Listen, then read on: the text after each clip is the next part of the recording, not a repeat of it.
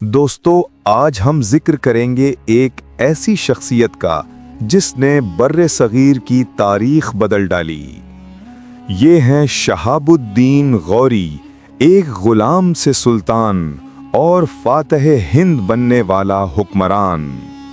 इब्तदा में वो एक गुलाम थे, लेकिन हिम्मत और अज़्म ने उन्हें तख्त तक पहुंचा दिया।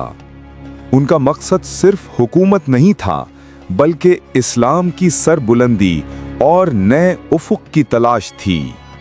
1191 में पहली जंग तराइन में शहाबुद्दीन गौरी को राजा पृथ्वीराज चौहान के हाथों शिकस्त हुई। पूरा लश्कर टूट गया, लेकिन गौरी हारा नहीं। अगले साल 1192 में वो फिर लौटे। इस बार सिर्फ हथियार नहीं, बल्कि नई जंगी हिकमत अमली भी थी।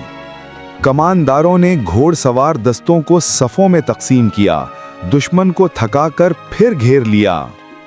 और फिर दूसरी जंग तराइन में तारीख का धारा पलट गया। राजा पृथ्वीराज शिकस्त खा गया और दिल्ली के दरवाजे खुल गए। यही वो लम्हा था जिसने मुस्तकबिल के मुस्लिम सलातीन के लिए रास्ता बनाया। कुतुबुद्दीन ऐबक जैसे जानिसार उनके बाद दिल्ली के हुक्मरान बने और यूं हिंदुस्तान में मुस्लिम सल्तनत की बुनियाद पड़ी। शहाबुद्दीन गौरी की कहानी हमें ये सबक देती है कि शिकस्त आखिरी नहीं होती। असल जीत उसकी है जो हार के बाद भी उठ खड़ा हो।